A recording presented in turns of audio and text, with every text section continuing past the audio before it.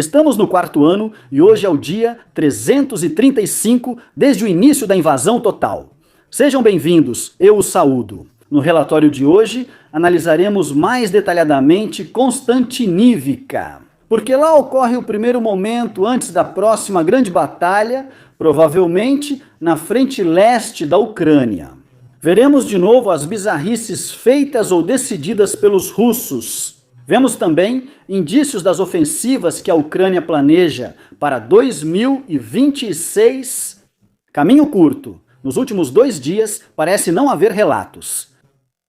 Isso aconteceu porque estou fazendo provas do mestrado e, por isso, infelizmente, não pude mais dedicar 5 ou 6 horas de pesquisa todos os dias. Inclui também edição e gravação. Mas você sabe, você sempre vê um relatório de 10 a 15 minutos, e isso realmente consome tanto tempo que eu não conseguiria terminar em menos de 4 horas. Mas vamos dar uma olhada na situação em Constantinívica, porque aqui está acontecendo outra batalha que muitas vezes passa despercebida. Como não aconteceu muita coisa ultimamente, mas agora várias geolocalizações foram relatadas. Vamos dar uma olhada aqui em Constantinívica. Isso fica na frente leste, entre Siversk, no local que vimos antes. Soledar, Bakhmut, vemos aqui uma cidade muito conhecida, que mencionamos muitas vezes nos relatórios, e claro, também Pokrovsk, aqui neste ponto, que fica nesse aglomerado de localidades. Vamos voltar para Constantinívica, uma das últimas grandes cidades sob controle ucraniano no Donbass. E aqui a situação tem sido um pouco incerta ultimamente nesta área amarela. Não se sabe ao certo se os russos ou os ucranianos controlam, provavelmente ambos ou nenhum dos lados. Assim também dá para dizer, claro. Frequentemente, vemos as localizações, com russos principalmente neste bairro, onde foram registrados. Assim como no Alfinete Vermelho, eles atacam também por fora. Voltaremos a esse local depois. Interessante notar, os russos aumentaram os ataques aqui. Por essa estrada, essa é a estrada que observamos pela última vez a oeste de Torez. Torez foi tomada pelos russos no ano passado, junto com toda esta área até aqui na frente e esta outra área. Isto aqui já foi uma grande meia-bolsa, que então acho que foi em meados do século, se rompeu. Aqui em cima está praticamente uma das últimas linhas de defesa da Ucrânia, que está prestes a se tornar a definição russa de uma frente. Ali há uma roleta, 2 direções vão direto ao território russo ocupado e a estrada nordeste leva a Constantinívica, que é importante. Em azul não vemos trincheiras, mas sim valas antitanque, ou seja, valas grandes e largas que são protegidas nas laterais abertas por barreiras de terra. Um veículo precisa primeiro superar essas barreiras, o que já é difícil. Depois de escalar, eles caem em um buraco profundo e precisam subir outra colina íngreme, o que se torna quase impossível. Assim, os ucranianos forçam os russos a usar estradas abertas. Isso permite cobrir uma área pequena, com poucas forças e, como disse, sem precisar de muitos soldados. Se avançarmos mais na imagem, veremos que no momento da foto aérea existiam apenas 2 trincheiras para os infantaria. De lá, provavelmente operadores de drones vão cobrir os acessos e o restante das forças vai defender o cruzamento. Se necessário, economiza forças para agir ao máximo, pois a defesa foi bem preparada. Mas no leste da cidade, a situação é diferente, com outro tipo de preparação. Estou me referindo novamente à área que está parcialmente sob controle russo, porque aqui, ao longo dessas casas, vamos dar mais uma olhada no mapa. Em azul, há uma linha de dentes de dragão com 3 fileiras de obstáculos. Já mostrei isso antes em um relatório. Em vermelho estão os sistemas de trincheiras. Pouca coisa mudou e as imagens também tiveram poucas atualizações. Ainda há sistemas de trincheiras antigos, que formam trincheiras longas, e isso é muito problemático. O motivo é simples, não estamos mais na Primeira Guerra Mundial. Uma trincheira longa só faz sentido se houver outras atrás e não for apenas um corredor estreito. Para isso, preciso de muitos soldados na trincheira para preenchê-la e defendê-la em todos os cantos. Tente adivinhar quantos soldados defendem uma trincheira desse tamanho na guerra da Ucrânia. Não são centenas, ombro a ombro. Na realidade, são cerca de 30 soldados defendendo essa trincheira, talvez até menos. E agora imagine, os russos concentram seu fogo em um único ponto e avançam com 30 homens em um único segmento, onde talvez só haja 5 ou 6 soldados ucranianos. Ao chegarem à trincheira, os ucranianos não conseguem defendê-la, pois faltam reforços e os russos avançam quase sem obstáculos. Por isso, é preciso construir várias trincheiras separadas e que se cubram principalmente com poucos soldados para a defesa. Veja aqui um obuseiro autopropulsado Panzerhaubitze 2000 de fabricação alemã que recebeu uma gaiola improvisada para proteção contra drones. O obuseiro teve problemas no início, mas isso não é totalmente correto. No começo, foram os artilheiros ucranianos que causaram problemas ao canhão, para colocar de uma forma simples e fácil de entender. Isto aqui não é uma peça de artilharia que você simplesmente coloca em algum lugar e começa a brincar de aventura ou tiro contínuo. No final das contas, ela convence pela grande distância de alcance e pelo fato de que você pode entrar em uma posição, disparar 3 ou 4 tiros precisos, sair da posição, se deslocar imediatamente e repetir tudo de novo.